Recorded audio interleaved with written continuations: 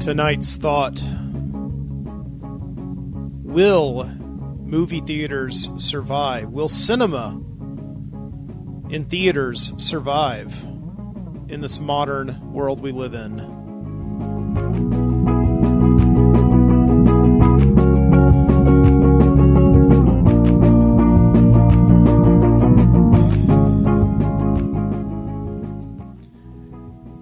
It's a constant question we're asking ourselves, right? Why go to the movie theater when I can just stay home and stream or play video games? There's just so much to do here at home. Why am I going to put on like my shoes and underwear and get in the car and drive through traffic to go pay $16 for a movie ticket? Yeah, it just seems like movie theaters have been struggling. They have been for quite a while. Just this process of getting and going and sitting down and watching a movie in a dark theater with a bunch of other people. There's problems with that. Just people don't seem to be going.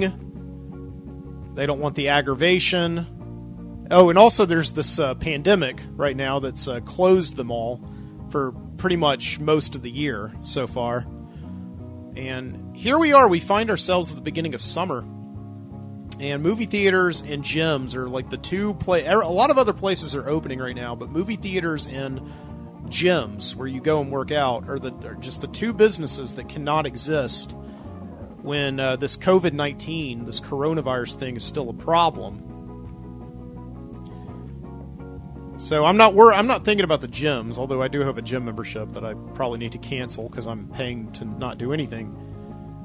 But the movie theaters are just that's a big deal for them to be closed down for 3 months, and it's really hit the studios very hard. Most of them are now releasing their big budget spring movies on streaming services. So you can just go on there and pay $20 to watch a movie with all of your friends that you would have all had to pay about $16 a piece to go see. And so when this COVID-19 crisis is over, movie theaters are what, just going to stop that? But it's been such a big success. I think they're just going to keep releasing movies on demand. So you don't have to leave your house and put on your shoes and your underwear, and not in that order, and go to a crowded theater, right? And it's a very tough question to ask. Do we want movie theaters to go away? Are we done with them? Certainly there are a lot of aggravations.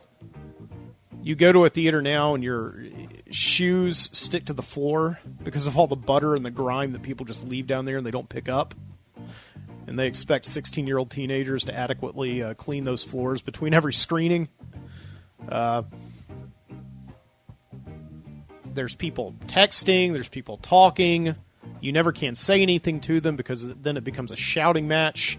That's happened to me before, at least. There's people throwing up next to you. That happened to my friend Jason. And occasionally, on occasion, somebody might come into the theater and open fire. That hasn't happened to me, but it has happened before. So, I mean, do we want theaters to go away? I think this is like an important question that we need to ask ourselves right now. If we want to do this, just convert to all streaming. And I was talking with a friend of mine this weekend who came into town from Atlanta, and he was talking about how this summer, the big blockbuster movie, what was expected to be a big blockbuster movie, is this flick called Tenet, which is this spy thriller directed by Christopher Nolan. He's the guy who did the Batman movies and Inception. And he was saying that more or less the future of movies, movie theaters, lies on Tenet's hands.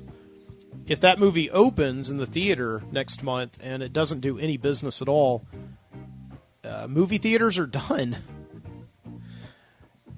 Because this is the summer season. This is when the bills are supposed to be paid for the entire year. And so we may be about to witness a major collapse of just an American institution going back 100 years. Can movie theaters survive in this modern world we live in?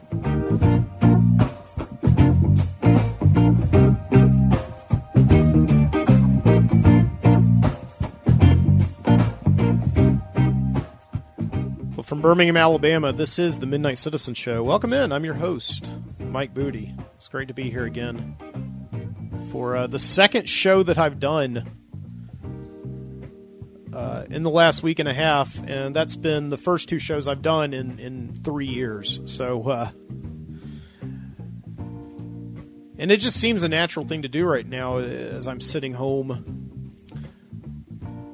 trying to still go out as little as possible. You know, the world is slowly opening up. We can go out again, and a lot of businesses are adapting that. I ate in a restaurant the other day for the first time in about 4 months. I felt gross the whole time I did it, but it was still happening. There were other people around me. But for the most part, the numbers are still going up. There's no data to support that any of this is going away anytime soon. And so I'm just sitting at home all day, watching movies, reading books, reading a lot of books. And might as well just do a podcast. Jump on in there. It's great to be back.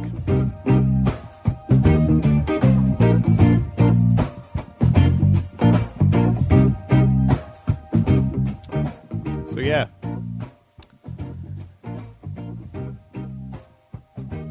And those movies that I'm watching, you know, I'm supposed to be watching them in the theater, like The Invisible Man, the movie that came out, and I think they released it for about $20. You could watch it for $20 for a period of 48 hours.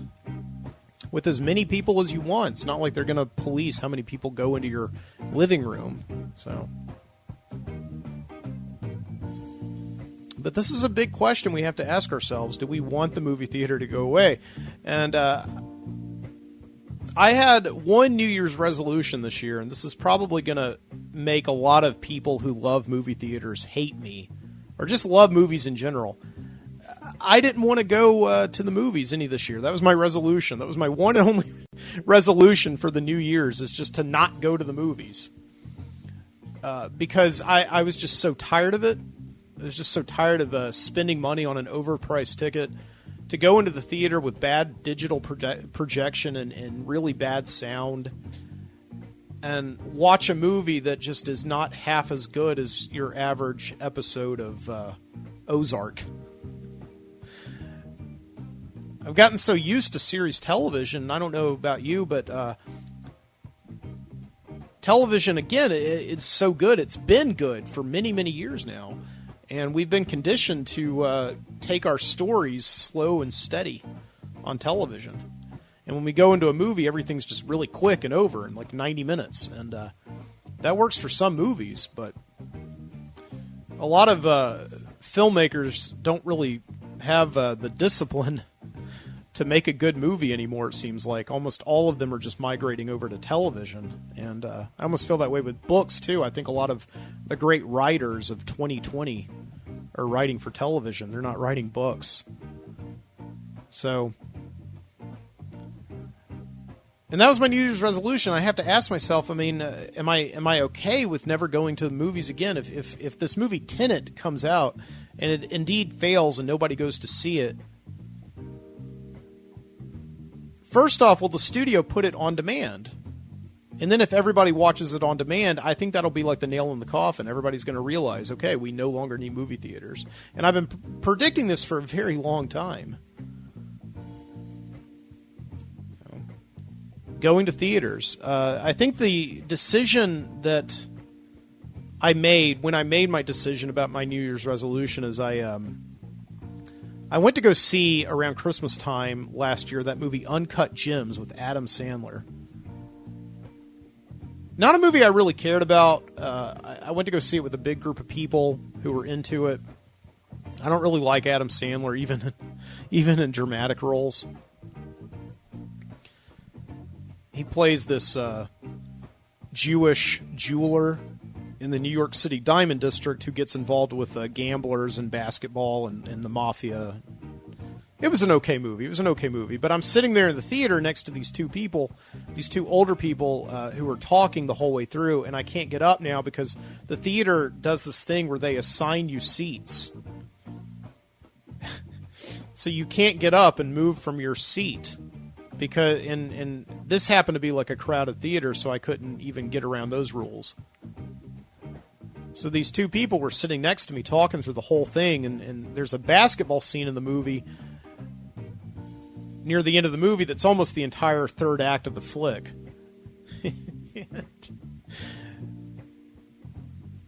The man is explaining to his wife how the game of basketball is played so that she'll better understand the plot. He's like, okay, the game of basketball is played. There's a tip-off. Two players stand at the center of the court. Oh, what's a court? It's the thing that they play on. You know, that kind of thing. It was maddening as hell.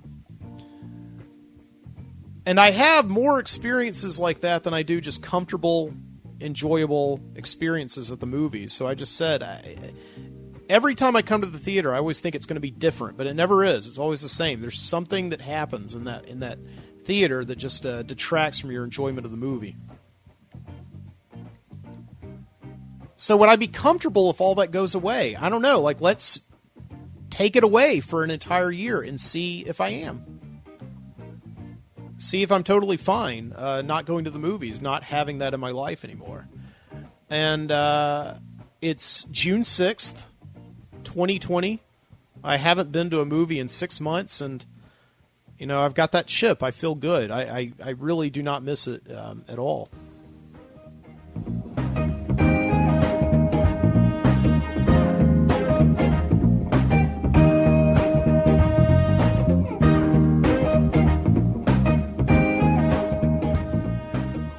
But the community, I do miss. And when I think of every great movie-going experience I ever had, it was because I was there with other people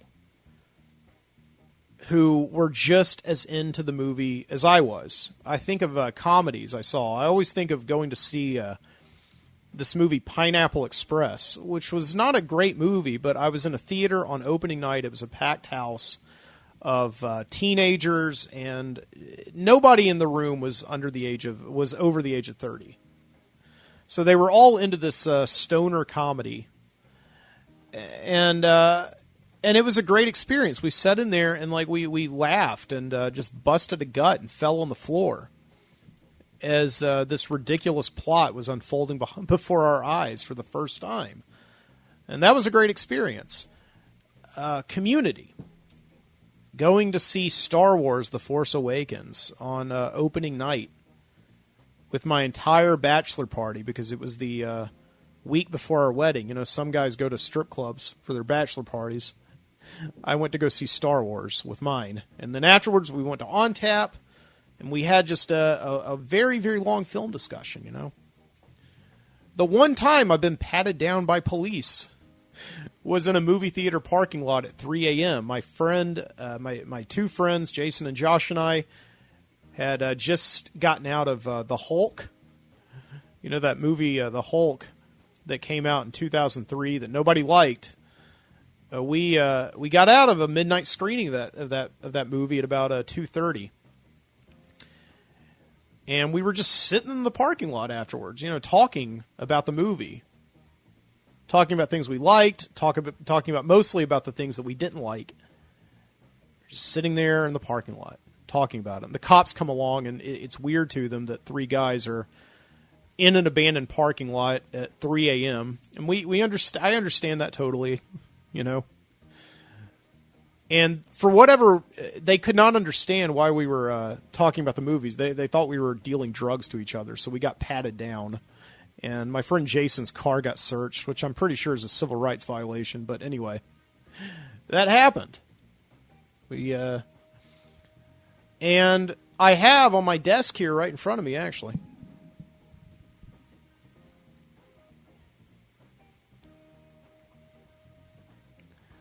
I have on my desk right here in front of me a movie ticket from 2008, There Will Be Blood, that I went and saw at the Lorna Road Dollar Theater Dollar Theater. I almost said drive-in. But it was a Dollar Theater. We had already been to see this movie many times, but I went with a big group of my friends, community. And I met my wife at that screening. Of course, we didn't go out until a couple of years later. This was on March 29th, 2008. We didn't start going out until a couple of years later. And then a few years after we were dating, and my wife is going through like a whole bunch of movie tickets from that she had just collected over the years.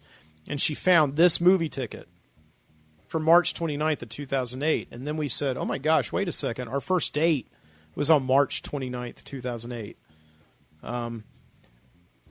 And so when I proposed to my wife, I took her to that Dollar Theater. I may be the only guy in the history of proposals that's proposed to his wife in front of a Dollar Theater in a dingy part of town. But it meant something to us. And she liked it. At least she told me she appreciated it. So, there's a community of movie theaters that memories are made there. Everything else, if movie theaters went away tomorrow, I'd be totally fine with never having to go through the experience again, but I would miss the community. It would go away, and I'm sad about that.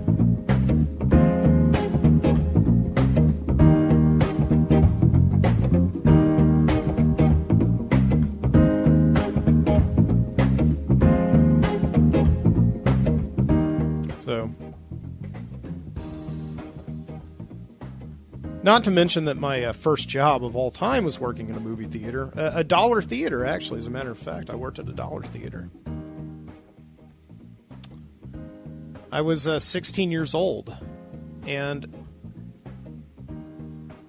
at that time, the first lesson I ever learned about getting a job anywhere was what was about the benefits. You take a job for the benefits, right?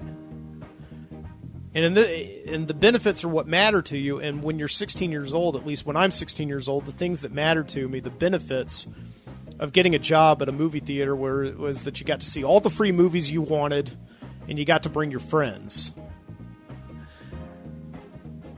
Not to mention that the Dollar Theater there at the Colonnade Shopping Center here in Birmingham was just my favorite place in the entire world. Because you could see, like, a movie came out in the first run theater. You didn't have to pay $8 at that time to go see it. You could go and just, if you had $8 in your pocket, you could see that movie 8 times. That was great. So I got a job when I was a sophomore in high school. I had just turned 16 about 3 months earlier. And I started my first job at the Colonnade Dollar Theater on December 27th, 1998.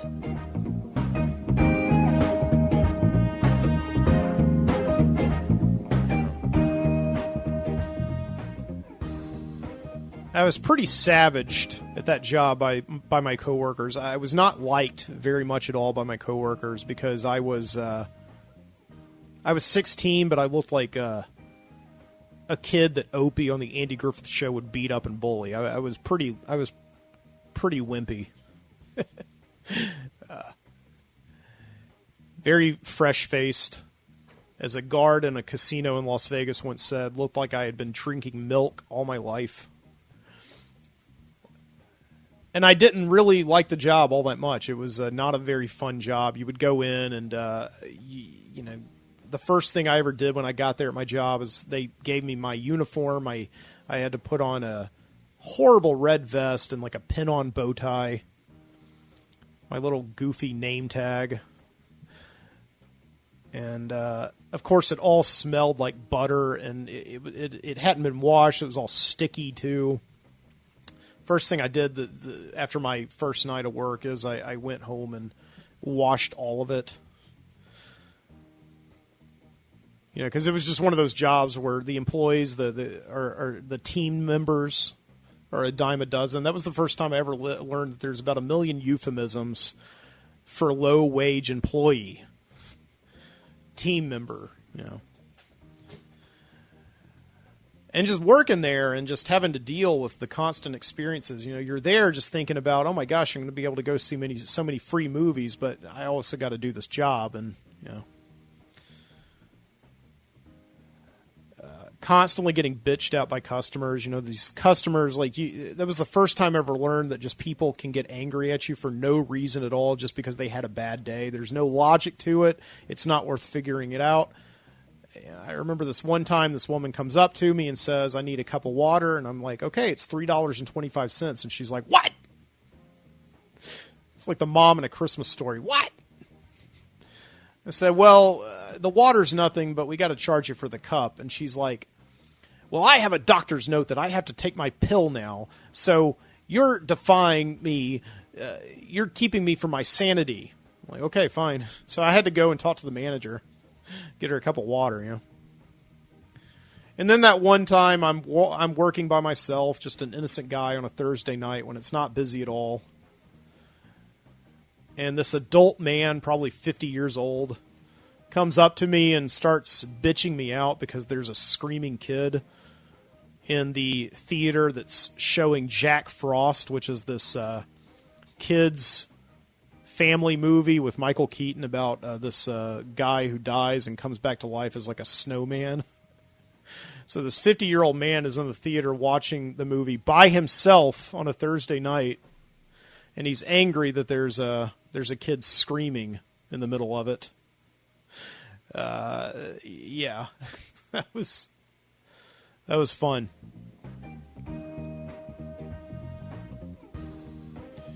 And then learning that the kind of people that those places hire on minimum wage are not necessarily the model citizens of society, Some of them were cool. I remember, there was a Hunter who was about my age. He was a couple years older than me, and I think he kind of took it on himself to be like my mentor or something.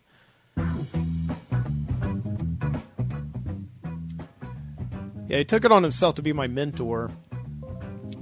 He would bring me in and show me how to make the popcorn, show me where all the butter was, and teach me how to make jokes and just take it on the chin whenever somebody was like a jerk to me.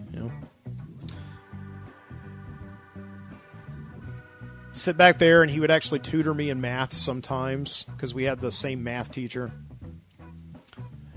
And then there was like a guy like Ringo. Ringo was 68 years old, I'm pretty sure. Nice guy, but liked to party a little bit too hard. Very often I had to come in to cover his shifts because he hadn't woken up that day. And I remember my manager, Miss Nelson, would call me up and say, you got to get down here. Ringo didn't show up. I think he's hungover. And at least on at least one occasion, I had to cover for Ringo because he got arrested and he had spent a night in the drunk tank. So. And then there was Paul, my assistant manager. Paul spoke with about as much economy of language as probably a deaf mute. I don't think I heard the guy say more than 100 words the entire 6 months that I worked there. Paul had some interesting idiosyncrasies. He would, at closing every night, he would always order a large pizza, go into the office and eat it while he was counting up all the tills and doing the deposit. And then he would go to the bathroom, and it was pretty well known that he was having some kind of an eating disorder going on there, So yeah, I took it as like a learning experience, from the guy Arthur, the 50-something-year-old church pastor. He had his own church or whatever, and he would go into the box office and he would always be reading the Bible in between the movies when everybody had gotten their tickets and gone to the theater. And there was, I think his name was Sean. Sean would deal drugs to to Hunter and Ringo and some of the other team members. It was a learning experience, you know. But I couldn't do without it, and that was certainly a community, without a doubt. But I would just leave that place every single night just feeling like melancholy. Like, is this what working is like? Going in every single day, just being in this unsafe environment, just not feeling comfortable, not feeling in control of yourself at all. Just being a constant punching bag to people. Like, I mean, I'm 16 years old. This is what the rest of my life is going to be like. Oh, man.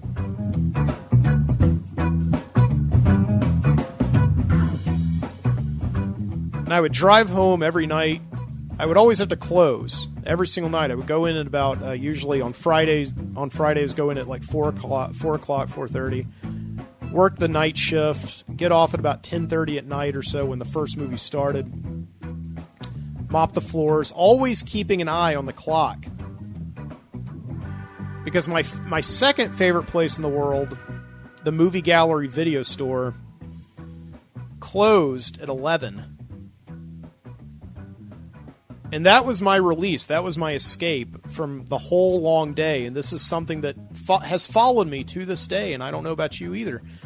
Having that movie, you know, to just pop in when you get home, to just, you know, give yourself, your life a little bit of levity is so important. I had no idea at that time that that would be a running theme throughout my entire life, but there it was. I would mop super, super fast. I would go in the bathroom where I was supposed to do a full bathroom check, you know, check all the toilets, make sure there was toilet paper. I went in there. I didn't check anything. I just signed my name. And if anything happened the next day, it couldn't be pinned on me. It'd just be some like, oh, somebody went in there, must have gone in there afterwards, you know, after I had done a thorough check. Yeah. And there I went. I went in my car, you know, super melancholy still, driving home through the foggy nights.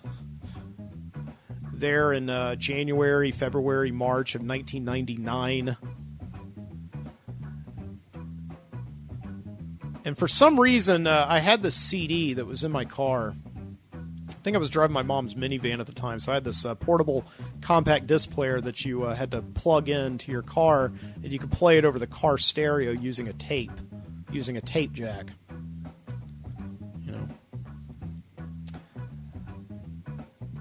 And I was listening to the Wallflowers Bringing Down the Horse album all the time. I think because it just put me in this certain mood. And even today when I hear that album, that song One Headlight, I always just think about driving from the Colonnade Carmike Dollar Theater to Movie Gallery, just praying and crossing my fingers that I could make it by 11 before they closed. And after a few weeks of doing this every Friday night, this woman who worked the late shift at Movie Gallery, just like I worked the late shift at the Dollar Theater, this older woman in her 40s. Of course, it's not that old to me now, but it was old back then. It's just this woman in her 40s. She recognized that I needed that I would always come at a certain time. So one night she asked me, "Why are you always here at this time of night? Why don't you come earlier?" And I said, "Well, I'm working at the Dollar Theater, and just you guys are like the one thing that really keeps me going, that makes me so happy at the end of a long shift of just getting butter all over my trousers." So after that, she started leaving the Movie Gallery open until I could get there every Friday night. It got to the point where I would call her from the theater, letting her know, "I'm coming," and she'd be like, "Okay, I'll stay open for you, hon." And, man, the things you start remembering once you get to talking about movie theaters. You know. But yeah, I think about that movie theater that was my first job, the Colonnade Movie Theater in the Colonnade Shopping Center. It was a Carmike that closed around 2002, and it's a Gold's Gym now. And I think about that if movie theaters went away altogether, you know, that would be a whole era lost of first jobs, of kids working these first jobs, learning about the world, learning about benefits, working with the shady people. And yeah, that would be sad. Maybe movie theaters shouldn't go away.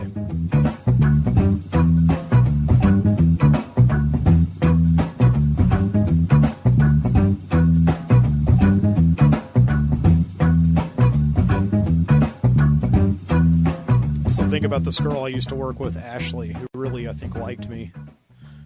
I used to get really excited when I would be assigned to beer duty with her. You know, we would have to patrol all the movie theaters, make sure people weren't like sneaking in beer and things like that. Enjoy this music.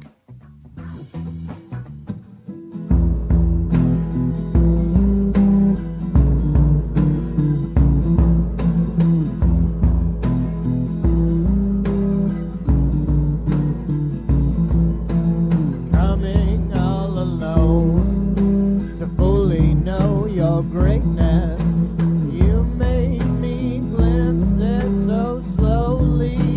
Truly, you were right to do so. Is your fancy? Your provocating light. I hear you now in every sound.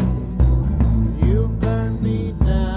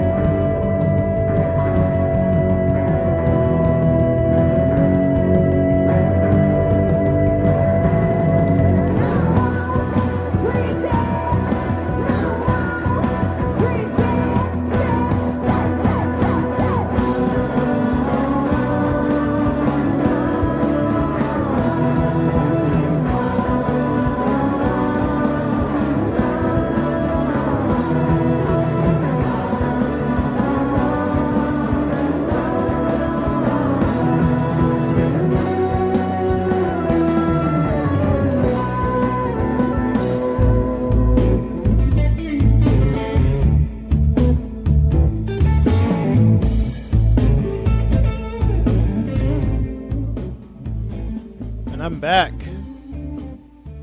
Hope you enjoyed that little musical interlude. Yeah, we had some songs there. Thorough Queen was the first song you heard there by the Agrarians from their album Family Band. After that, we had Pretend, really cool surf rock. I like surf rock this time of year. Actually, it comes off of a mixtape called June is Surf Music Month. The artist is Melissa Bellarosa. And you can find both those albums right now for free, meaning like you don't have to buy them, and you can also even use them in your own podcast, as long as you attribute them, which I just did, on the freemusicarchive.org. What a great resource, just to like listen to music. One of my favorite things about doing the show that I forgot about is just sitting here for like an hour or two each week just to curate music to play here on the show. Try to fit music that goes with the vibe, or that's just cool, that's fun. Definitely does not provoke a sense of melancholy the way that the Wallflowers do with Bringing Down the Horse.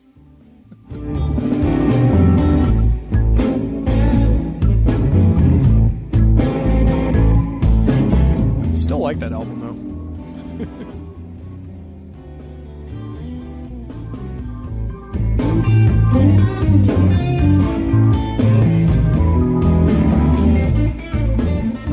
By the way, I still have no website.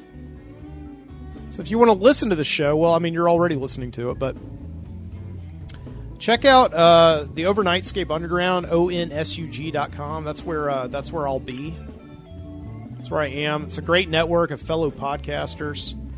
I've been hosting shows on there now for 10 years. Technically 7 because I took, 3 years off, but here I am, still doing it.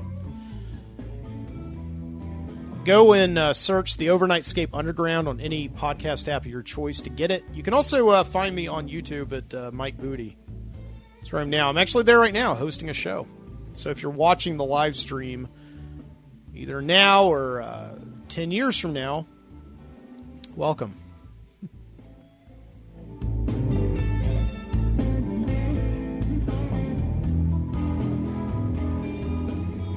Read something.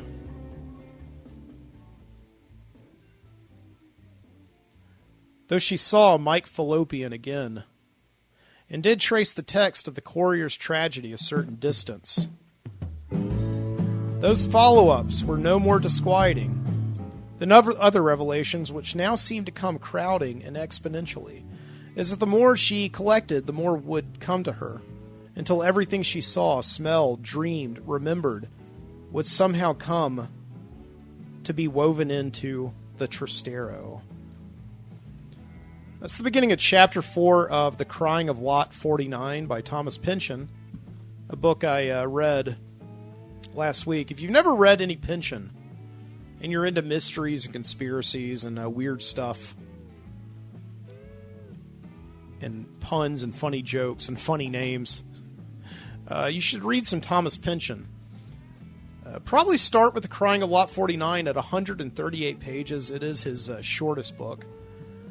But the one to me that's easiest to understand is Inherent Vice, also because they made a movie of it. It's a pretty by-the-book adaptation. I'm listening to the audiobook of Inherent Vice after I watched the movie last week, and yeah, it's pretty straight up. Probably one of the most by-the-book movie adaptations I've ever seen. But reading The Crying of Lot 49 to bring this up, that the book is all about unraveling codes that seem to pop up every day in our lives. We see these codes as we go through our daily grind that seem to mean something to us on the surface. For years, I was born on September 19th. I'm sorry, I forgot my own birthday. I was born on September 19th. And for years, I would look at the clock twice a day, always at the same time, 9:19. 9:19 in the morning, 9:19 at night. Didn't matter what I would do, I would always be compelled to look at the clock at 9:19, no matter what. And it would always show 9:19. It would freak me out. And that hasn't happened in years. But that's some kind of a weird code, something where a number pops up coincidentally throughout your life, and you feel like there's something to it. You feel like there's some information that's beamed to you, from an unknown source. You just can't quite put your finger on what it is. And that's what the Crying a Lot 49 is. The main character, Oedipa Maas, is tasked with being the executor of the will of a former boyfriend who dies before the book opens. And, she starts out as this run-of-the-mill 1960s housewife in California. And as soon as she begins to look into the dealings of this deceased former boyfriend, she starts to see odd patterns and codes and things that just quite cannot be coincidences. They're too close together. There's got to be some hidden meaning behind it. She kind of feels this early in the book when she meets this lawyer who's the co-executor of the state named Brad Metzger, and they end up watching this movie that just randomly happens to be on in her hotel room. And that's all of chapter 2, which is another reason I love Thomas Pynchon books, because he loves to put weird movies and stories within stories in his books. We're watching this movie through chapter 2, and the child actor in the movie happens to be Brad Metzger as a young boy acting in that movie, the very man whom she's watching the movie with. And she's just like, this was set up. There's absolutely no way that this obscure movie from 30 years ago would be on the television here in the same room as I'm with this man, but here it's so. And so she goes through the book, and she starts to unravel the mystery of the Trastero system, which seems to be this ancient postal network for underground revolutionaries going back about 300 years that still exist in modern-day San Francisco. Of course, I said this book was written in the 1960s, which at that time was, of course, the height of the counterculture movement in the United States. So the idea is that if you want to write a letter to your fellow brother in arms, you can't trust the United States Postal Service because they will read your mail.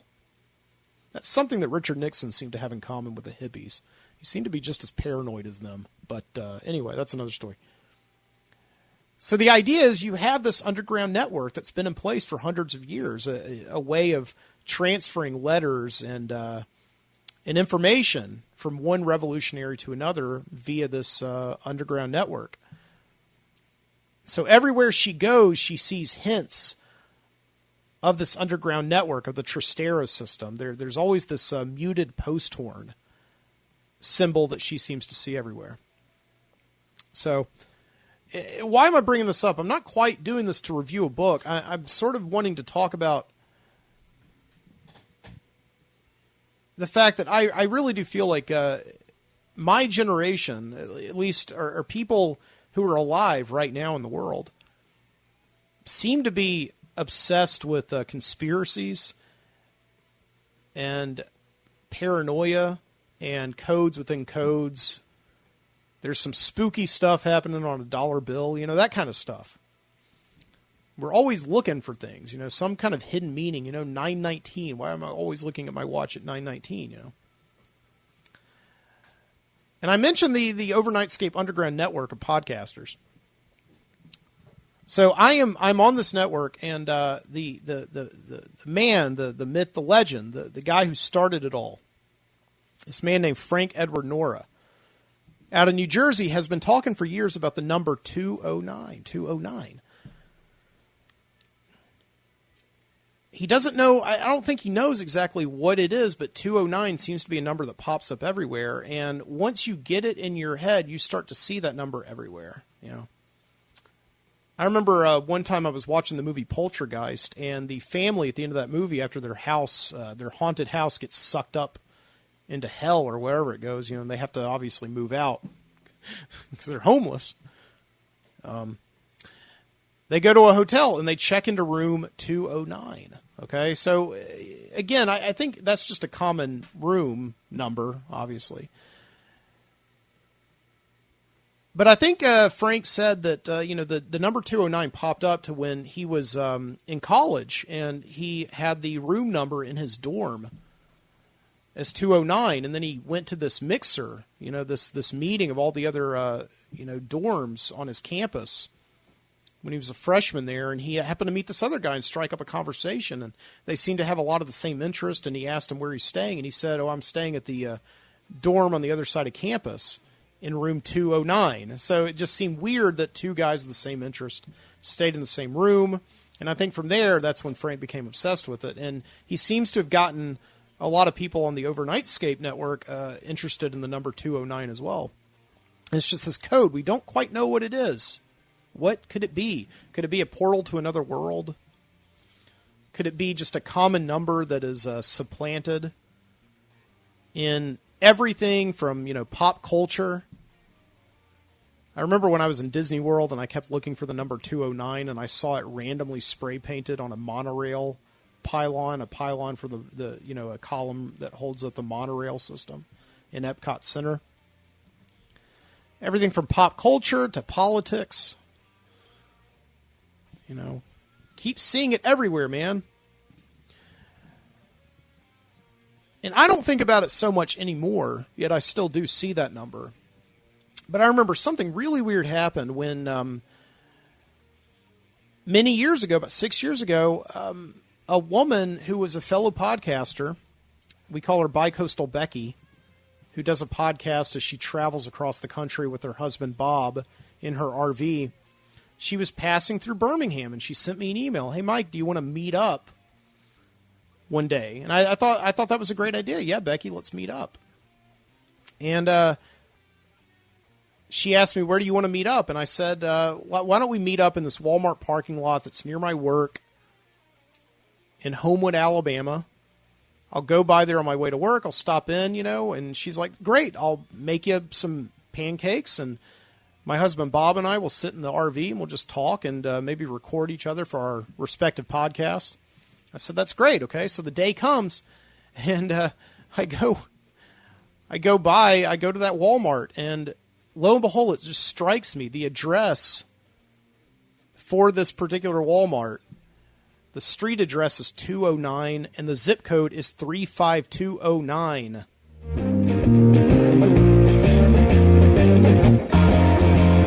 So yeah, it's just freaky, man. Just a freaky coincidence.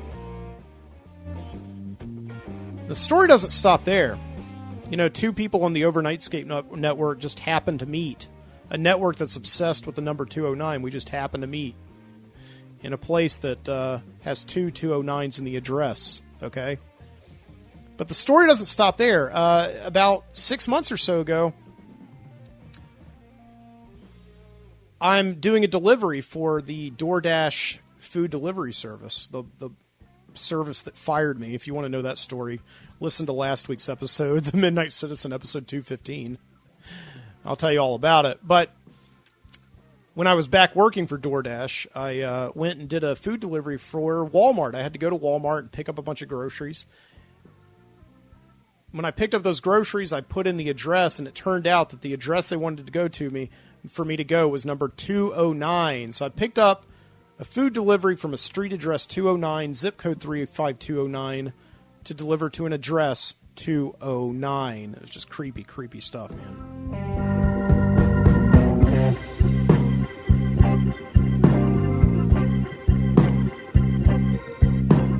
So that happened. And yeah, I don't know if this code means anything. It's just a coincidence. And the way that we are as human beings, we always want to look for things to have more meaning than they actually do, because our lives are generally kind of mundane. And I think the reason that we in this world are so obsessed with picking apart things, trying to look for things under the surface, thinking that the world is run by some kind of an Illuminati deep under the ground somewhere, I don't know. I think it just has something to do with the fact that we are in a world that has surpassed adventure, surpassed exploration. There's no blank spaces on the map anymore. So we seem to be looking for an underworld that's not on the map, that's fully uncharted to explore. That's what we're trying to do, I think, with looking at these codes. Just stirring up drama. I don't know.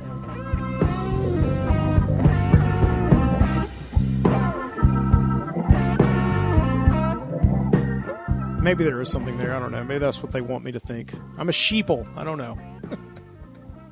Or a sheep person. No, that doesn't sound right at all. But I was watching this movie this week that I had heard about while I was reading The Crying a Lot 49 called Under the Silver Lake from a couple of years ago. It's a movie that came out and pretty much got dismissed by almost everybody because it's a 2.5 hour long movie where a guy is just searching he's trying to solve a code. He meets this girl who ends up vanishing and he starts seeing these symbols everywhere. And he, I don't want to give too much away, but it's essentially that, where the whole damn mystery, the whole damn journey over 2.5 hours, he's really at no better place at the end of the movie than he was at the beginning. Even though there is some weird stuff going on. But it is an exploration, though, of how in the late 20-teens, we have become a society obsessed with trying to figure out what we're about, trying to define ourselves. We're certainly not about exploring new frontiers because we can't anymore. We have 2 new men in space right now. And, flown up there by private enterprise by, not Tesla. SpaceX. Is it Elon Musk?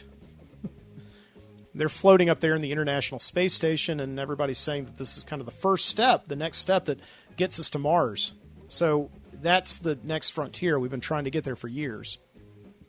The weird thing is, those guys, the spacemen, they're named Bob and Doug, like Bob and Doug McKenzie, floating over the Great White North. That's weird. Maybe that's a code. I don't know. But there's just nothing else to discover anymore, so here we are on Earth, trying to make up meaning as we go along.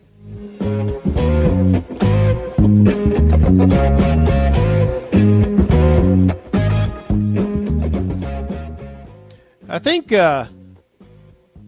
one of the reasons that The Crying a Lot 49 works as a mystery is because it was written in the 1960s, in 1965, and it took place during this time where generally there was a lot of uncertainty in the world about where we were going to go, what we were going to end up as. Was America actually going to become communist?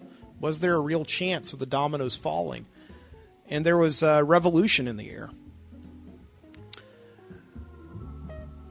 And there's this certain symmetry that I see with the times that we live in now, because obviously in the past couple of weeks, to add insult to infection, we have these horrible riots going on in cities all over the country, including one here in Birmingham, Alabama that happened the other day.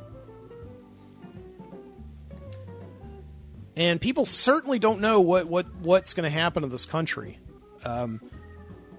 Nobody seems to trust the police right now. Nobody seems to trust the government at all. Run by this president who's actually threatening, military force in cities that don't get the National Guard involved. And essentially turning it into a militaristic state. I don't think it will come to that. But it's certainly very scary rhetoric. And so right now, we look for codes more than anything else to try and figure out who is all behind this. Why are we living in this right now?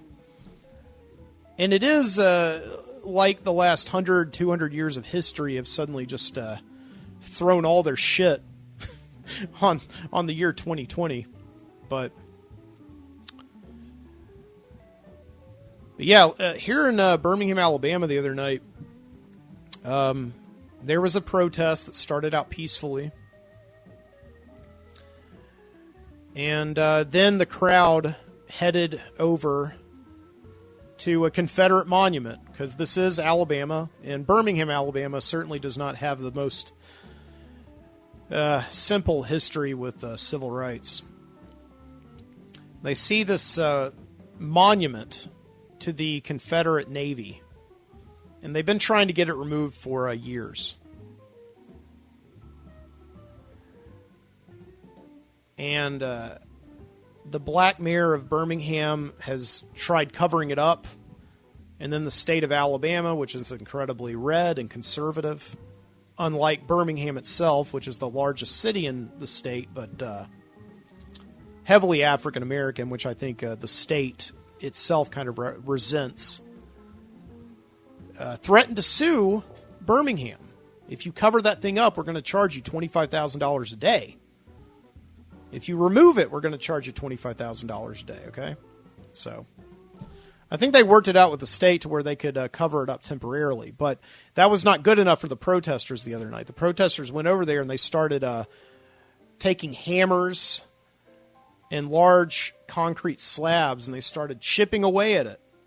Chip, chip, as the crowd shouted, "Black Lives Matter." And I wasn't there. I did not want to go down to this protest because, be it peaceful or not, with good intentions, the night before we had seen all of these other cities erupting in chaos and violence after the tragic death of George Floyd at the hands of a white police officer. And I just knew something was going to happen, and sure enough, it did. They started getting really violent with that monument and tying ropes to it and trying to pull it down, this big concrete monument, which I think it was more of a statement than it was an act of, civil destruction. Because really, to get that thing out of there, you would have needed a backhoe and some pretty heavy-duty, cables and winches and all that stuff. But at a fever pitch, Mayor Randall Woodfin, the once again the African American mayor of Birmingham, comes down and he gets in the middle of this angry mob, and he tells them, "Give me 24 hours to work it out with the state. I will get this thing removed." And that seemed to abate them. That seemed to settle them down. The ropes were taken down. The people began dispersing. But at some point, somebody walked up to some windows and started throwing things in them. And there they are, walking down 19th Street and 3rd Avenue, throwing bricks in the windows of Red Mountain Theater and the Alabama Theater, going through the Civil Rights District and tearing it up. And a lot of people are saying that this could be the work of outside agitators who don't care anything about the cause at all. There's just not enough data to support it. Nevertheless, it did turn into a riot. Reporters were down there and they were beaten up by rioters, And I woke up the next day. My wife was still up. I fell asleep while the coverage was still happening. I woke up the next day to go to see, in the first time in 9 years, my wife actually put a barricade in front of our door because the riots actually progressed over the bridge on 24th Street and into Southside, where we live, just a few blocks away. Certainly a scary time. And this thing where there's a lot of revolution in the air, right? People are really shouting for blood right now. And this is a moment that's going to be talked about for years and years, and we're just trying to make sense of it. I haven't weighed in on this at all on social media or any place. I mean, this is the first time I've even talking about it on my podcast because I think I need to talk about it here, just to kind of get it out, because obviously there's been a lot of opinions come out, and I quite honestly am sort of hesitant to put anything out into the world about this because I am a white male, And I'm not about to say that white males have it tough in the world, okay? We don't. But if you happen to say anything that's kind of against the discourse right now, you do tend to be taken to task just a little bit. Take this guy who owns this Parkside bar here in Birmingham.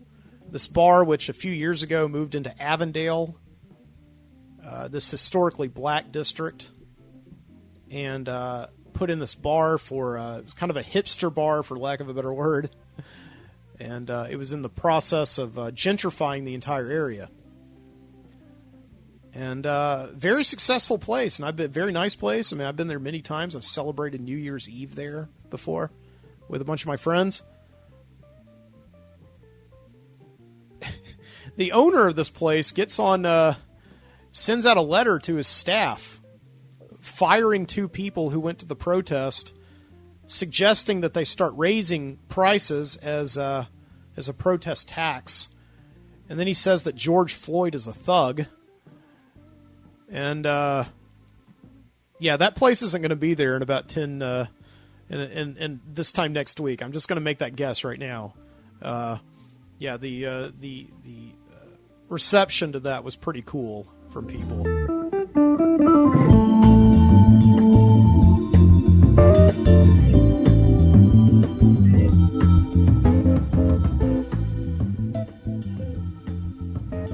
So people are just looking for meaning right now. I think that's all it comes down to. People are just looking for meaning, looking for answers to why this is all suddenly happening in 2020. You could blame it on Donald Trump. I don't know. A lot of people do. A lot of people just blame it on just these heavily covered incidents that seem to be happening by the week, almost in as much frequency as school shootings, where white police officers just kill black people who seem to be unarmed, who seem to not really be doing anything. And even if they are doing something, I mean, why can't they be tased and taken down? There seems to be weird things happening right now. And in these times of high tension, people look to codes to sort of sort out the chaos. You know?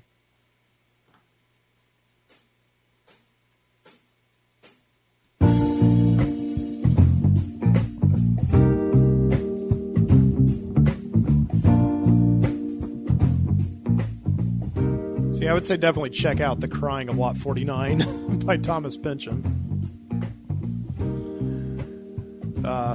It's tough to talk about books with other people. I'm not trying to sound like a snob or anything, but I have been doing a lot of reading this summer, and it's become quite a bit of my life because I am an English teacher and I have to read a lot. You know, and I put a summer reading list out for my kids, and I'm reading a lot of those books. And, but it's almost like I'm doing the whole thing in secret because you go out into the public and you can't really talk to people about them because nobody has that, nobody's either read those books, or if they have read them, they haven't read them in a while, since like high school. So I think like the thing with books is, we really tend to put an emphasis on the classics. Okay. The books that have always been read, not so much the new books. People don't talk about new books as much in public with other people. They tend to talk about the classics, where it's a lot easier to talk with people about movies, because when it comes to movies, people will talk about the new movies because that's what everybody sees. That's what's on Netflix and Hulu. So it's a lot easier to talk in movies about people. And what I found the other day, I went to this cigar bar where I like to hang out from time to time, and I was talking to a guy there who works in the cigar bar, who likes books about as much as I do. And we started talking about Thomas Pynchon and having this pretty long discussion about him, and we got into talking about like Graham Greene, because I'm reading one of his books right now. And before you knew it, it was like we sucked the air out of the room. Just the entire room, before I had walked into it, had been really thriving and talking about other things. And then we started talking about Thomas Pynchon, and like one guy got up to leave. I guess it wasn't interesting to him anymore.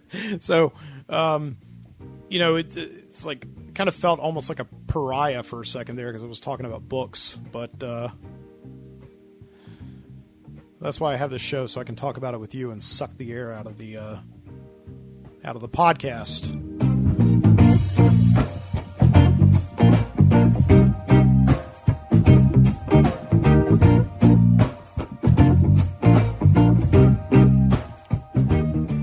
So with all that being said, let's take a trip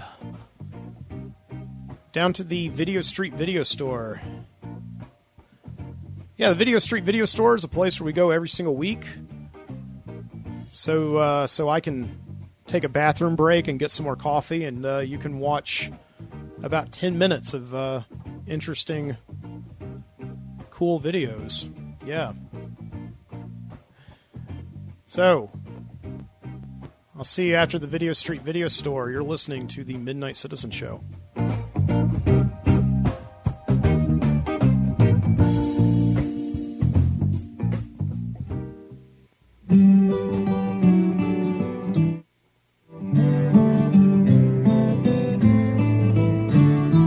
Off in the distance, the game's dragging on. There's strikes on the batter, some runners are on. Then suddenly everyone's looking at me. My mind has been wondering, what could it be?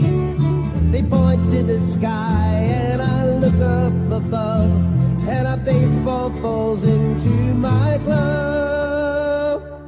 I play right field. It's important to know. You gotta know how to catch. You gotta know how to throw.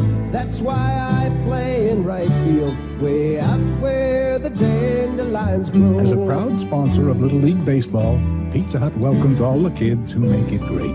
Making it great.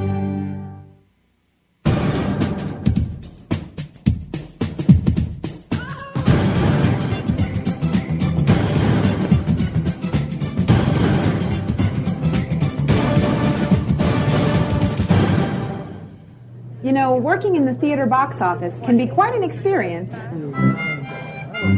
Howdy, ma'am. Each day you come in contact with a seemingly endless stream of people whom you've never met before and whom you know nothing about. 2 tickets, please.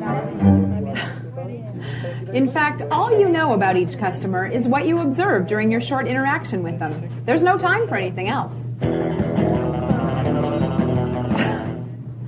And for those customers on the other side of this glass, there's no difference. They have one moment, hopefully a brief one, in which they make their ticket transaction with you. And in that moment, they'll get their all-important first impression of this AMC theater. It's up to you to make sure it's a good one. Thank you.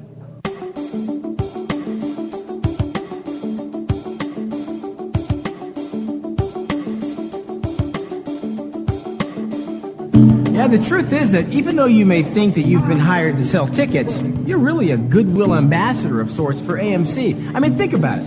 When you go into a restaurant or a store, or even if you're a student entering a classroom for the very first time, that feeling that you get from the first person you interact with tends to stay with you, regardless of whatever else happens.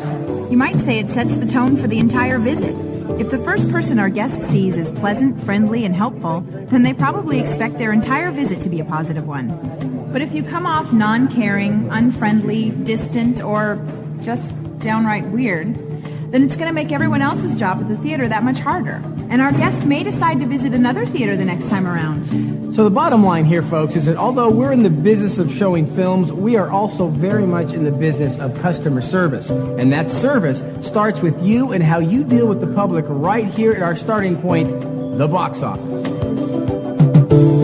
Now, before the first guest arrives at the theater, it's your responsibility to make sure that the box office is neat, organized, and clean, and that all the information we're providing for customers is correct. Check the ads, the phone recordings, and the marquees against the show schedule to make sure they're accurate. Be aware of any special showings or circumstances for that day. And you should have a synopsis and a newspaper ad for our guests to read, should they have any questions about a film. Of course, one area that really needs your attention is the cash. Now remember to always count your cash before starting your shift. The amount you are given must balance against the receipts and transactions during your shift. You're also responsible for making sure that passes, exchange coupons, gift certificates, credit cards, and movie watcher transactions are accounted for. Okay, so now you're ready to greet the public. Or are you? Remember that one brief moment we talked about earlier? Well, you're about to have several hundred of those over the next few hours. And each one of them is your chance to let the guests know that we're glad they've chosen AMC to see today's movie. It begins with eye contact and a smile. Hello, welcome to AMC. May I help you? It's important to always repeat the transaction and to leave the cash you're given within view until everything's completed. Also, if the bill is larger than a 20, examine it quickly and discreetly to make sure it's not counterfeit. Generally, any bill dated after 1990 will have a metallic strip woven into the bill, like this one. Your manager or supervisor will have other tips on detecting counterfeit bills. Here's 7, 8, 9, 10, 30, and 15. Enjoy your show. Thank you. The theater business is primarily a cash business. Therefore, safety and security should always be at the forefront of your mind. Always be aware of the following 3 safety tips. 1. Never count cash in public view. 2. Use the large bill drop slot if you have one. And 3. No one other than designated individuals should be allowed in the box office. That'll be $7. In addition to cash, you will also receive credit cards. While a pleasant attitude is always important at the box office, a credit card transaction allows you to learn a customer's name. What better way to employ one of our 6 F's of customer service than right here and call our guest by their name? Thank you, Mr. McDonald. Here's your ticket, your receipt, and enjoy the show. Thank you. Thank you. Be sure to follow your theater's specific policies for dealing with cards that get declined. Now, let's talk about Speed. Speed? Oh, what a movie. Sandra Bullock, it's terrific. Is it playing here? That whole bus scene was terrific. Keanu Reeves, I can do with that. No, not that Speed. This Speed. We may not know a lot about our guests in the time we sell them their tickets, but we do know one thing. They want their tickets fast. And of course, the first letter of the word fast is F. One way to speed things up is when a patron may not be aware that a particular line is open, you can let them know by politely making an announcement. There are 2 lines open to serve you. Hi, welcome to AMC. Something else that slows down lines is when a customer you've just helped doesn't move far enough away from the counter to let someone else come forward. By making eye contact with the next person in line and offering to help them, you can move things along at a faster pace. Now, if a show is sold out, be sure to suggest another feature for that guest. Also, communicate to the others in line through signs and announcements which shows are sold out. And keep in touch with the ushers. They need to be seating those shows. Everyone on the AMC team needs to know what's going on so we can best serve our guests. There you go. And by the way, the line for that film is forming on your right once you enter the building. You'll see it. And seating should start in about 5 minutes, which gives you plenty of time to visit our concession stand, okay? Enjoy the movie. Now this device, I think we're all familiar with, right? Mm-hmm. Okay. Oh, I'll get it. It's probably my agent. Yeah, or one of my many fans. Hello. Really? I may already be a winner. Now, if the theater hasn't opened yet, no problem. The caller should receive the same courteous service that people in line receive, and all calls should be answered within 3 rings. But what about when the phone's ringing and you're sort of busy? If you don't handle things correctly, a 3-ring circus is what you're likely to have on your hands. Okay, that'll be $7.50. Excuse me, please. Hello, thank you for calling AMC Springdale 30. This is Kathy. Can you please hold? After completing the current transaction, Okay. go back to the phone and quickly help the caller, or else find someone who can. And keep tabs to make sure that the caller is taken care of, so they don't sit waiting on hold and have a frustrating experience before they even get to the theater. Okay, my little co-host, how old are you? You see that, folks? Thank you very much for illustrating my point exactly. You see, most of us, some more than others, do not like being asked about our age. So at AMC, we try to tactfully handle this issue.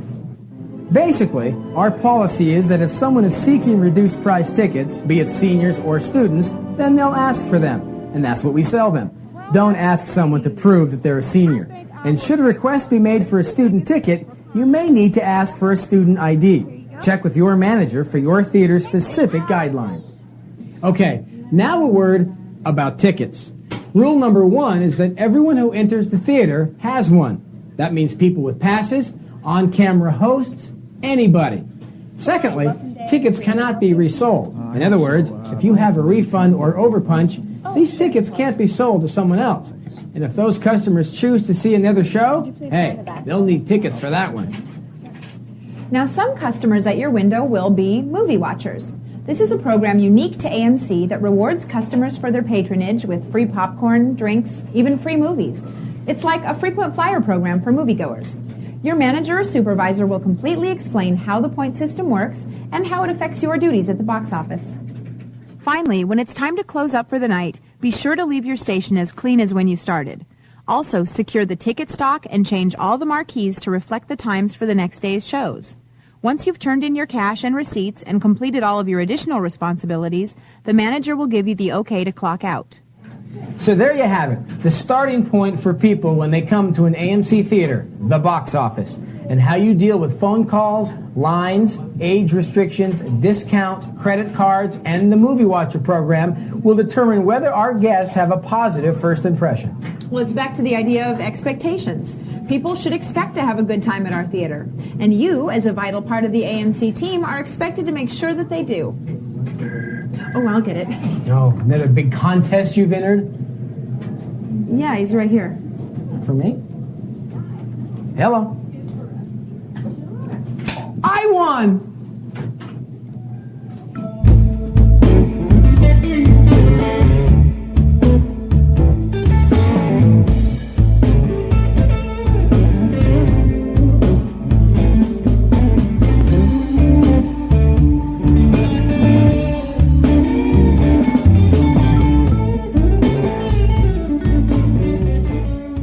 Back here to the studio,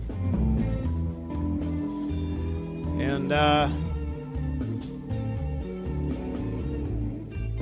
got a fella who's watching live commenting that that last video may be an interesting, may make this show an interesting time capsule if AMC Theaters does not make it through the year. I don't know if you were listening earlier in the show, but that's true. That's exactly what I was thinking when I found that. So, that was the Video Street Video Store for this week. The first video we watched there was a Pizza Hut commercial from 1990 that I always remember. You may remember, too, if you rented or bought a certain videotape. Anybody remember that videotape? I was gonna give a prize for this. Does anybody remember that videotape? Anyone? Yes. Teenage Mutant Ninja Turtles. You know, the live-action movie. It's just a huge hit when it came out on videotape. I wanted it so bad. I was 9 years old. I was actually 8 years old, and I remember wanted it for my 9th birthday. Came out a week before my 9th birthday. That's the only thing I wanted in the world was Teenage Mutant Ninja Turtles on videotape. Like, my dad calls me into the kitchen. It sounds like I'm in trouble for something. And he backs away, and there it is. That beautiful, stupid box. And you put it in, the first thing that you saw after the FHE, the Family Home Entertainment logo, was that Pizza Hut commercial from 1990. So hope you enjoyed that. To the gentleman watching live, you are this week's winner. You get a prize. And I just sent it off while you were watching that video. I sneezed in an envelope and mailed it to you. So it should be on its way.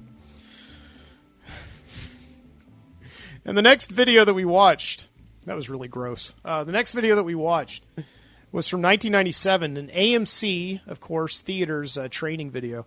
AMC is a movie theater chain that did not come to Birmingham until just a few years ago. So that's definitely not something that I would have seen if I had worked at an AMC theater back in the 90s, but I imagine a lot of employees did. A lot of young 16-year-olds who were wearing butter-stained, sticky red vests and bow ties and slacks. You know, I imagine they got a lot of that. Yeah. It may very well make this episode of The Midnight Citizen, number 216, an interesting time capsule if AMC does not make it through this year.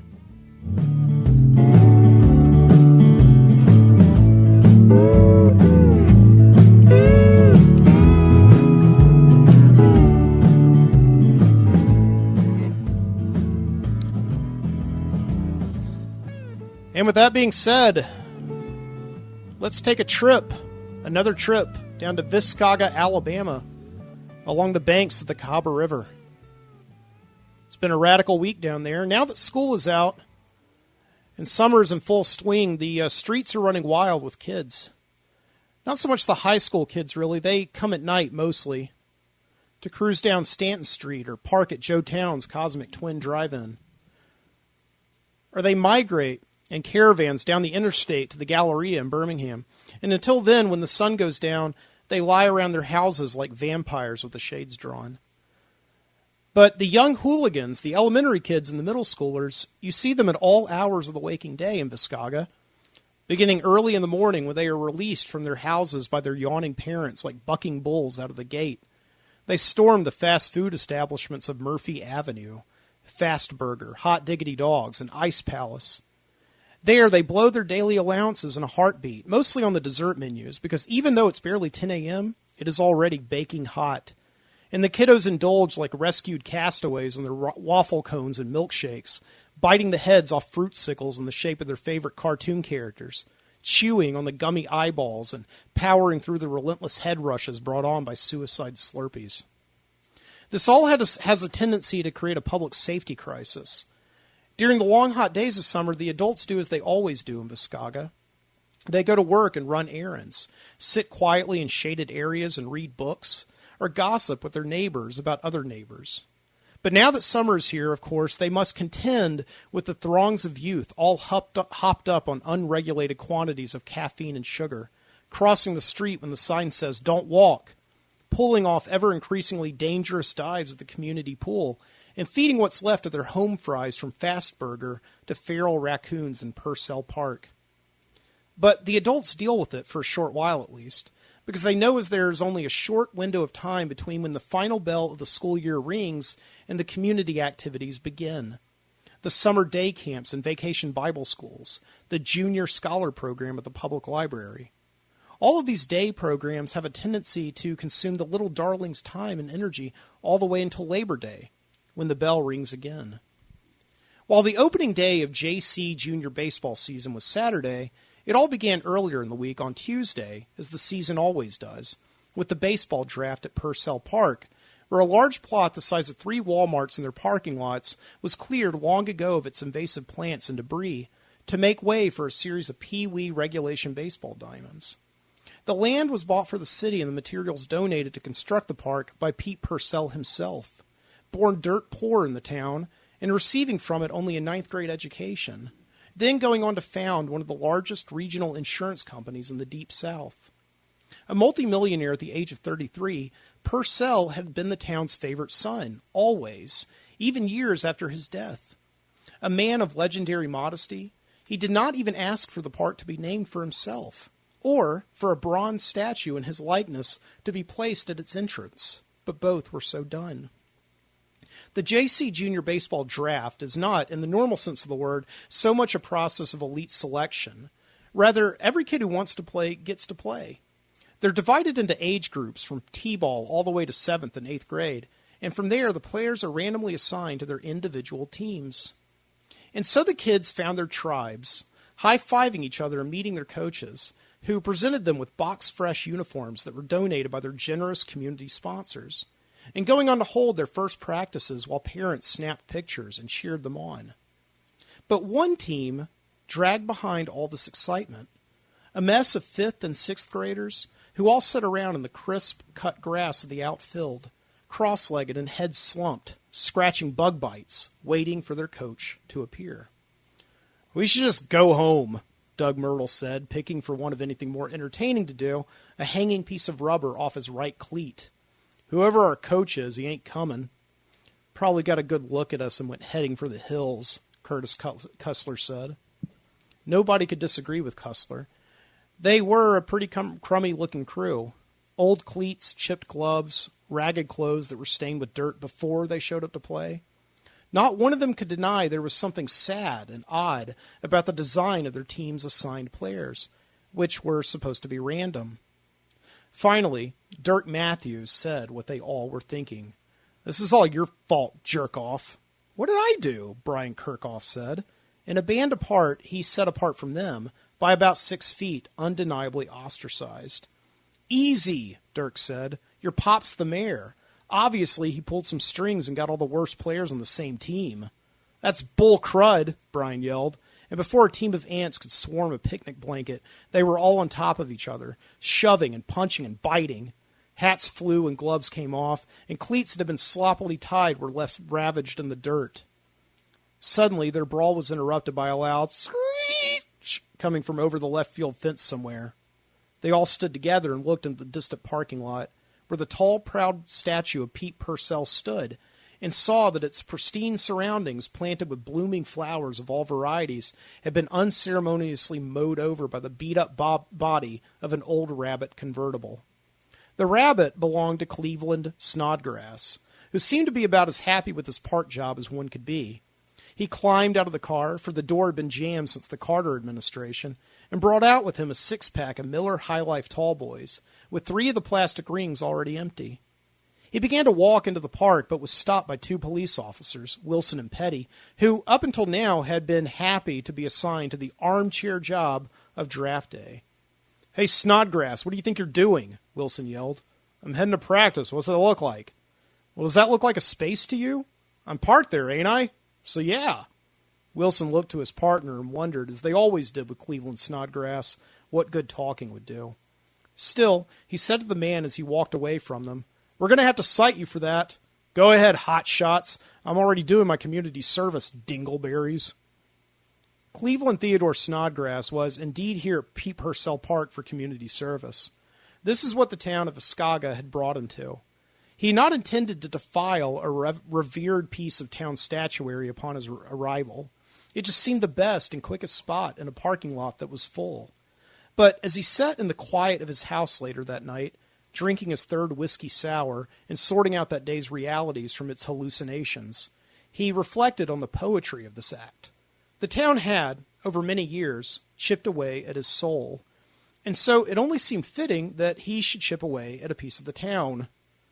He hadn't planned to spend the dog days of his life back here in Viscauga, where he had grown up in the grip of poverty, his single mother commuting an hour each way to Pell City, working a series of jobs to support him.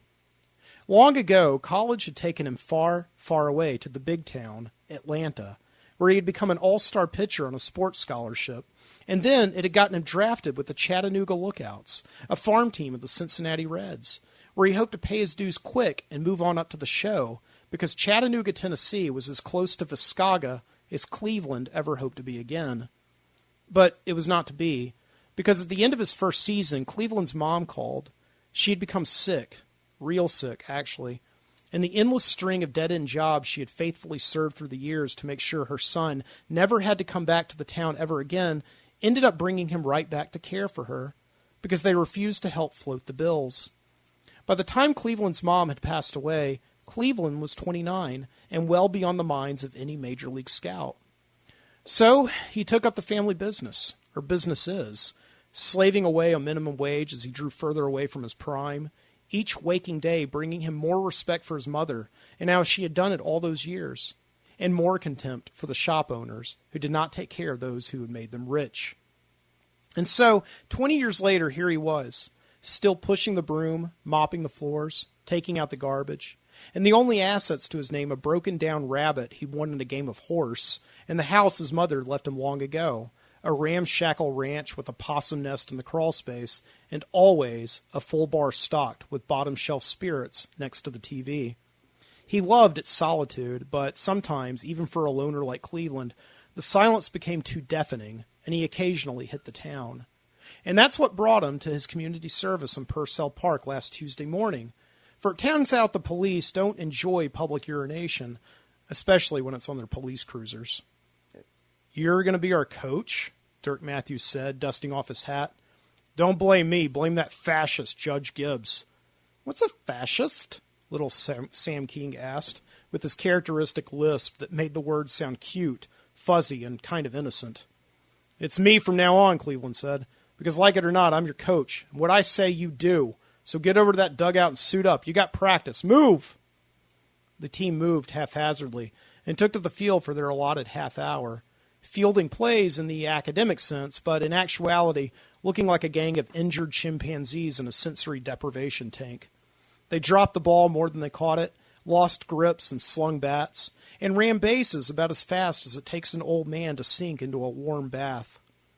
Cleveland could barely watch as he sat in the dugout, slurping his beer and chain-smoking his Dutch masters. Actually, what baffled him most was his team's logo and uniforms. The Beavers, sponsored by Town of Viscauga. Looking at the other team's attire, the Bears, sponsored by Fastburger, the Tigers, sponsored by Roby's Tire and Oil Change, the Lions, the Vipers, the Sharks, all supported by local businesses. It seemed like one of those standardized test questions where you had to figure out the secret pattern. How goes it, Coach? Your team getting ready for Saturday? This was rosy-cheeked Darla Huggins, commissioner of baseball, coming over to interrupt him now. Actually, Cleveland didn't mind Darla much. He really kind of admired her. Last year, she had left her husband, Bill Schwartz, that skunk, after she found out he'd been cheating on her, and ever since then had gotten along just fine by herself, doing her own thing and not putting up with all the daily BS. What's with the team's mascot, Cleveland said. The Beavers. All the predators were taken, Darla said, smiling. They're a bunch of flatfoots. Darla shrugged. They're kids who shut up most on last year's injured list. Parents started calling up, wanting them off their kids' teams next season so as they wouldn't drag everybody down.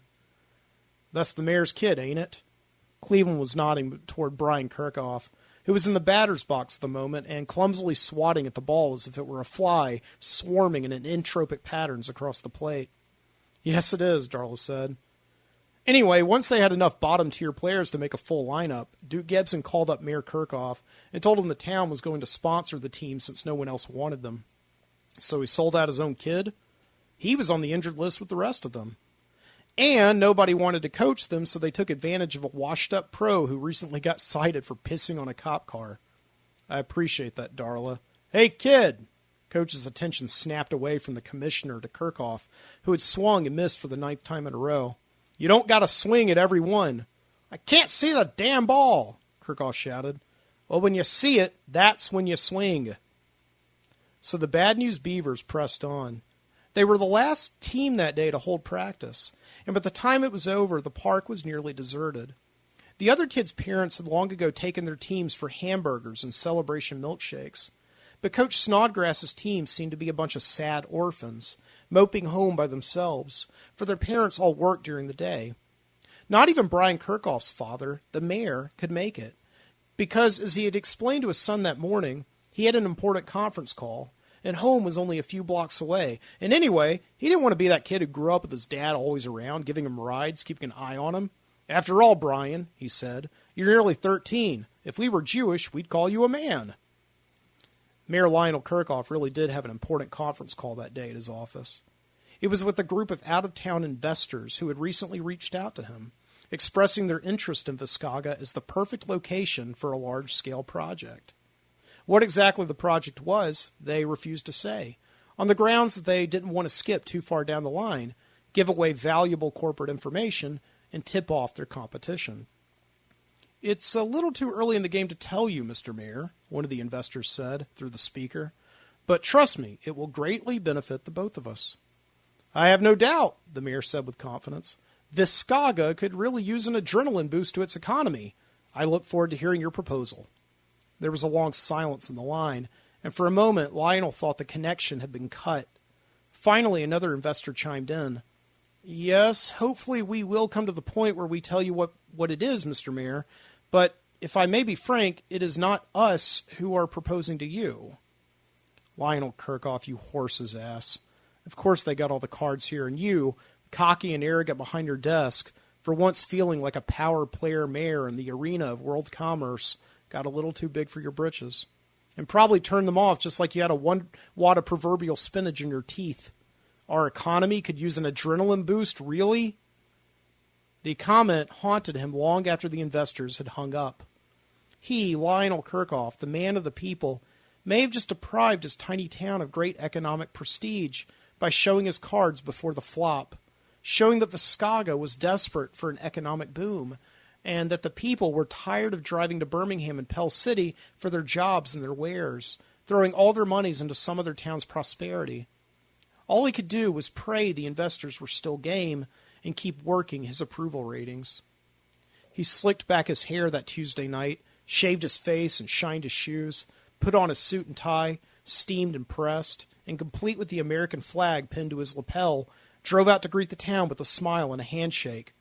Of course, that meant driving to Fox's Pizza, which tonight was the scene of the annual kickoff pizza party for baseball season. Fox's out on Route 78 was hopping. The Little Leaguers stuck to their newfound tribes, tearing up the cabinet arcades and skee-ball, and counting their tickets against the prizes in the prize chest they were going for that night. Meanwhile, their parents sat around the tables in the bar and the dining room, splitting pitchers of beer and ordering shots of bourbon, toasting to the new season, and making friendly bets on Saturday's series of games. And among the parents, Mayor Lionel Kirchhoff roamed, sure to greet each table with a smile and a handshake, and the minimum amount of conversation it would take to show he cared about each and every one of them before moving on to the next round of voters. Of course it was all genuine. He loved them, and they certainly loved him. They better have loved him, after all those years of paying his dues to the town, which ensured the landslide victory he had won last fall was no act of God. Yes, he had shown he was a true Viscauga man, the man of the people. He had been a deacon at the First Baptist Church since before his son Brian had been born. He had served on the county commission and volunteered for every volunteer event, the Boy Scout Christmas tree lots and the Humane Society adoption days, the town carnivals and the school plays, and the Hispanic Interest Coalition's salsa cook-off to show he cared about the minority populations in town. It had all paid off, and now he was the mayor of the people, working his way through the dining room of Fox's Pizza like an Olympic swimmer doing resistance training. He made sure to jot down their concerns and requests in his little black book. Finally, he made it to the bar where he put in an order for a Budweiser, which he didn't much care for, but it never hurt to hold a tall glass of domestic brew in a room full of the people for which he was the mayor. "How'd the call go, Mr. Mayor?" Lionel turned to his left, his brief moment of silence being interrupted like the sudden belting of a pipe organ by a familiar, imposing voice. It was that of Duke Gibson, who was at Fox's Pizza tonight to serve in his official capacity as president of the JCs. But Lionel, seeing this 6'7" man with broad shoulders and the aura of a loan shark, sunk in his seat, for he knew that any conversation with Duke tonight was not going to be made on the premise of Pee-wee baseball. This was because Duke was also the owner of Gibson Construction, one of the area's largest employers. Any talk of potential construction projects greatly interested Duke Gibson, especially those of a large scale. In fact, it was he who had served as the introduction between the mayor and the investors he had spoken to that day on the phone. As Gibson looked down at him now with that piercing gaze that belonged more to a mafia don than a good-natured local businessman, Lionel was sure that word of his verbal foul had spread. "The call with the investors," the mayor said. "No, the call with your mom," Duke laughed. "Yeah, the call with the investors. How'd it go? Is it sounding like they're going to build?" "Yes, sir," Lionel bluffed. "They certainly sounded interested." "I hope so, because you know, Lionel, this project could be very big for the town. I could hire on a ton of people to build it. After it's built, a ton of your voters will have a place to work. No more commutes to Birmingham or Pell City. You could have a real centralized workforce, just like every mayor's tried to do for this town since we were kids." The mayor looked down at his beer and thought back to when he and Duke Gibson were kids. Back then, when the mayors were dreaming of centralized workforces, Duke didn't dream about anything more than beating the crap out of Lionel and taking his lunch money. "It's just we don't exactly know what the project is yet, Duke. So how do we even know how many Viscaugans they're going to employ?"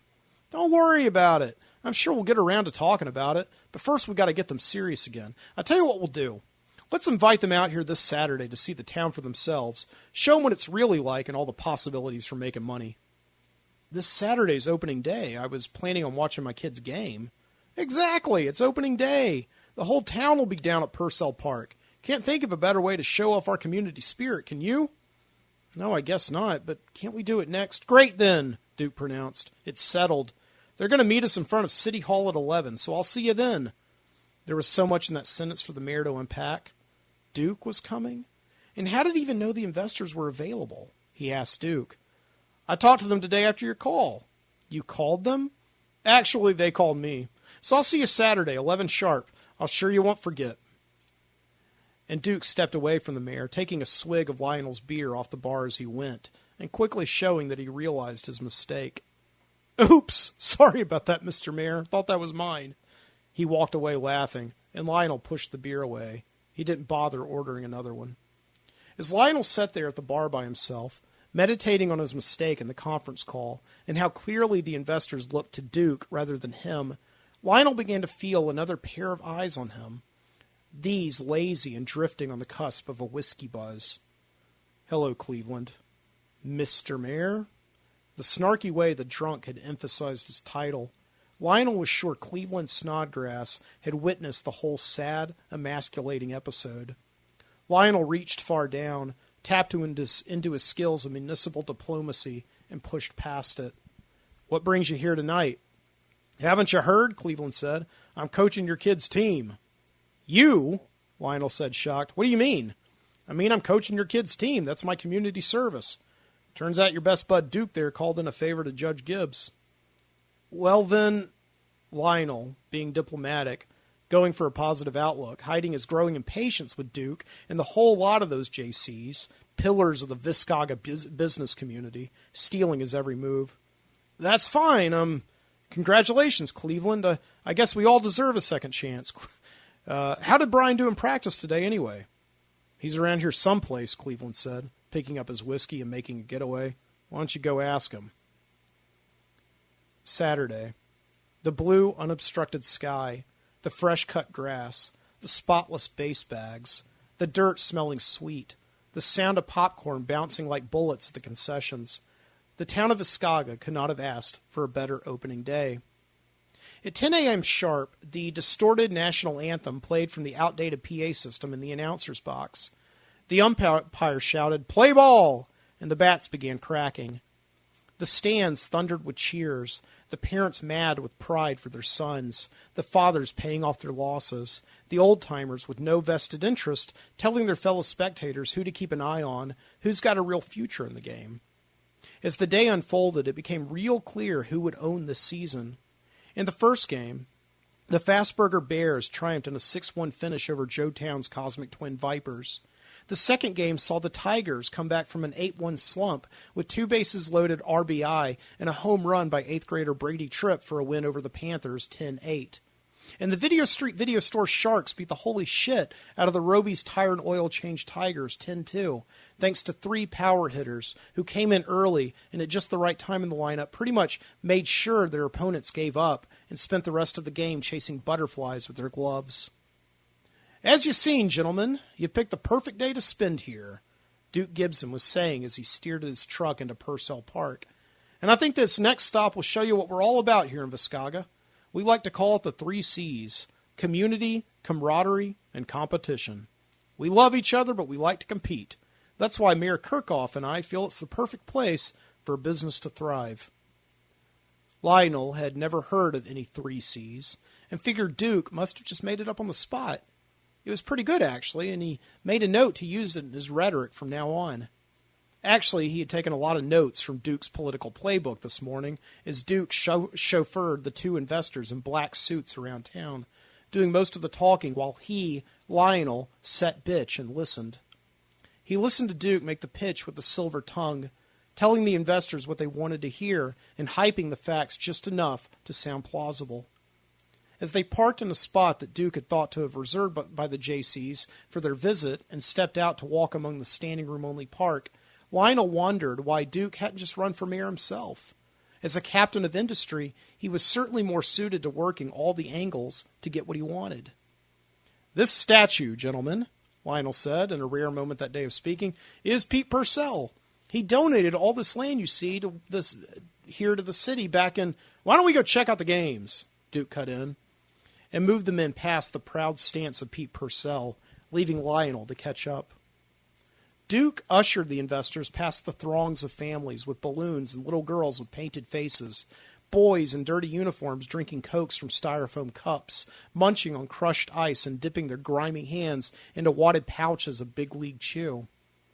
He bought them hot dogs and they took a seat on the bleachers.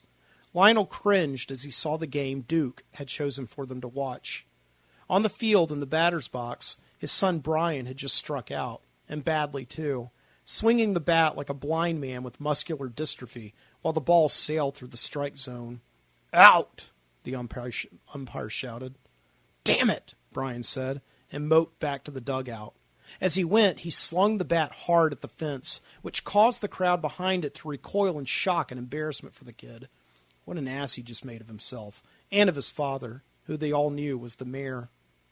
In the dugout, Cleveland sat complacent on the bench as another one bit the dust. He took a tired look at the scoreboard through the haze of smoke from his Dutch master. 12-zip. "Kirchhoff, did you see the ball that time?"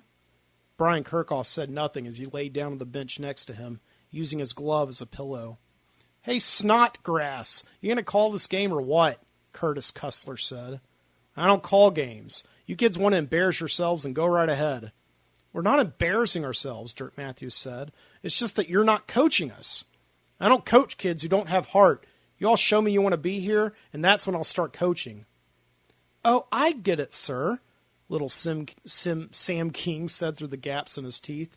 "You're coaching us right now to take the first step of caring." "Very good, Simeon," Cleveland said. "Now hand me another beer out of the icebox, will you?" "I apologize for that," Lionel said to the investors, feeling the eyes of the spectators upon him after his son's episode with the bat. "Did I mention," Duke said, changing the subject, "that my son just graduated from high school here? He was quarterback on the football team. Yeah, I used to play here on this very field back in middle school. The varsity team." "Oh, nice," one of the investors said. And Lionel appreciated Duke being here, taking the pressure off him. He understood now why Duke couldn't be mayor, and why Duke needed him, Lionel, to be mayor. He understood why Duke had endorsed him and told the other businesses in town to do the same. They needed each other. Duke, as the town's leading businessman, stood to profit off the decisions of City Hall and could have no conflict of interest. So he needed a man like Lionel Kirchhoff who could do his bidding and get stature while he, Duke, got money. By being here today, Duke could do the heavy lifting, while Lionel received the credit. It was how the politics game worked, he figured. It wasn't the smiles or the handshakes or the volunteering, but remembering who the purse was who got you into office. Lionel relaxed a little bit on the bleachers. He had played his part in the game, and now it was time to sit back and let Duke play his. Maybe it would win Lionel another term. Maybe even get him his own statue one day, right next to Pete Purcell himself. A weird thing happened in the third inning. The Beavers, now down by 13 runs thanks to an in-the-park home run by their rival the Vikings, managed to end their defensive round with one play, when Sam King in backup right field caught a pop-up fly with bases loaded. For the first time, the crowd around Mayor Lionel Kirchhoff erupted in thunderous applause and whistles. Then, now in offense, Dirk Matthews dinged a line drive that hit the fence and ended up on second, and put 2 runs on the board after Job Christofferson hit a sacrifice bunt that sent Matthews to third base. And Sam King, again with this wimpy kid, hit an out-of-the-park home run. The Beavers were still down, but not out. Lionel couldn't believe what he was seeing. A sacrifice bunt? Why would they think to do that? Was that drunk Cleveland Snodgrass actually coaching them? Lionel cheered on the Beavers with the crowd. All of the crowd, that was, except for Duke Gibson and the investors, who were engaged in shop talk. Lionel noticed Duke's hand extended far beyond the outfield fence. For a moment, Lionel had to drown out the noise and excitement, and his heart pumping fast to listen in. Duke was saying, "Way out there beyond those woods is the Vesey farm, but I'm sure we could talk to them and get it for a song. And after you got them, there ain't no reason we can't start construction on the shops and build inward." Duke scooped his hand back toward his body, like a broom clearing dust. "I like it," said one investor. "Sounds good, Duke," said the other. What shops are we talking about? Lionel said, shouting over the cheers. A strip mall, one investor said before Duke could, for once, interrupt. I see a wraparound complex. Big box stores all around the perimeter, restaurant islands in the parking lot. It's a perfect location, said the other investor. I'm sorry, but are you talking about here? Lionel said. In Purcell Park? Duke must have sensed the surprise and tension in Lionel's voice, for he shifted his body to make a human shield between the mayor and the investors, a political crotch block. Lionel sat in his own silence now. Duke, he thought, could be mayor all right. He knew all the angles to get what he wanted. He must have known all along. He hadn't brought the investors here today to show them the 3 C's, but the future site of a strip mall, not altogether a bad thing, he supposed. After all, they had them in Birmingham and Pell City. The people of Viscauga migrated there not just to shop and loiter, but to work and contribute their money to those municipal tax bases instead of the town they called home. It would indeed be a great thing for a project such as this in Viscauga, the kind of accomplishment every mayor had been dreaming of for years, as Duke Gibson had said. It would certainly be statue-worthy. Still, Lionel knew about those places. While they were certainly profitable, they often turned their backs on the communities that made them that way. They were corporate and decentralized, run by absentee landlords who discouraged unions. They loathed pay raises and benefits. Lionel was so caught up in the play of the moment that he barely noticed his son, Brian, who was on deck, about to step once again into the batter's box to perhaps embarrass himself and his father in front of the town. He stood up and walked down to the dugout. Quite a comeback you're working on, Coach, Lionel said. Yeah, they're getting back in it, Cleveland matching another cigar and barely noticing the mayor. Why don't you do the team a favor, hon? Tell my son to take a seat. Everybody plays on my team, Kirchhoff. I appreciate that, Kirch, Lionel pleaded. It's just that he's having a tough day. Maybe work with him in practice this week and play him next Saturday? Cleveland took a puff and was quiet, making like he was considering Lionel's offer. You hear with those investors?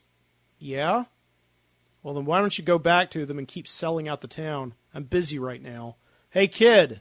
From behind the fence, Lionel saw his son, Brian, turn back to the coach. Cleveland said, When you see the ball, that's when you swing. Lionel saw Brian nod his head at the coach, and then he saw his son seeing him, Brian cracking a smile, and then turning away, making practice swings in the circle. Lionel left the dugout and went back to the bleachers, choosing now to sit on the other side of the investors, sandwiching them between him and Duke. He said, Gentlemen, I appreciate your interest in building a shopping mall here on Purcell Park, but before I can consider your offer, I think I would need to take it to the voters. It may have been the heat, and that the men were in black suits, or it may have been Lionel's comment of trepidation, but pretty soon the investors were standing up and asking Duke Gibson to take them back to the truck. Lionel stayed. As the umpire screamed, Batter up! He led the crowd in cheering on Brian. Swing away, son! The first pitch came in on the outside, and for the first time, Lionel saw his son reject the bait. As the Vikings catcher threw the ball back to the mound and the pitcher read signals, Lionel heard an urgent, angered voice next to him. You dummy, Duke Gibson was saying. You know how hard I'm going to have to work to get them back now? You just made the biggest mistake of your damn career.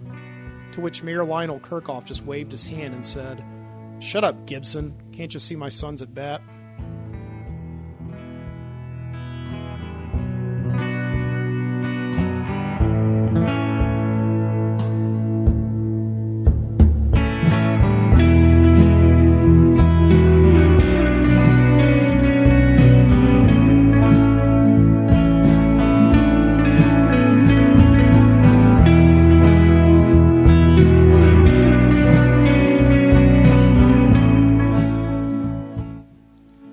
Coffee's cold. Ugh, Jesus. Well, from Birmingham, Alabama, that has been your Midnight Citizen Show. Thank you for joining me. It's actually after midnight here in Birmingham. Yeah, that Tales from Viscauga, Alabama, put us over the mark. So I hope you enjoyed it.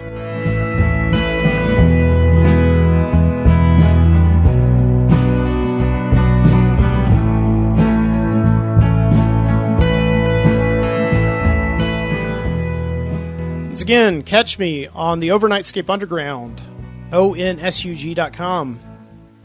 You can download it on your podcast app of choice. I'm also at Mike Booty on YouTube. Those are the only places I am right now. Also on Facebook. I got a Facebook page for the Midnight Citizens. You can go on there, and that's where I posted the link to tonight's live show. I don't know if we have anybody who's still here. Let's see. I don't know. That story may have drowned them out. I don't know. Yeah, we got a couple people still watching. Okay, that's good. Hope you enjoyed it. Yeah. If you want to email me anything at all, mikebooty@gmail.com. Other than that, I will see you next week on the show. Yeah, I think I'm going to start doing the show again throughout the summer at least. Until then, keep your eyes open.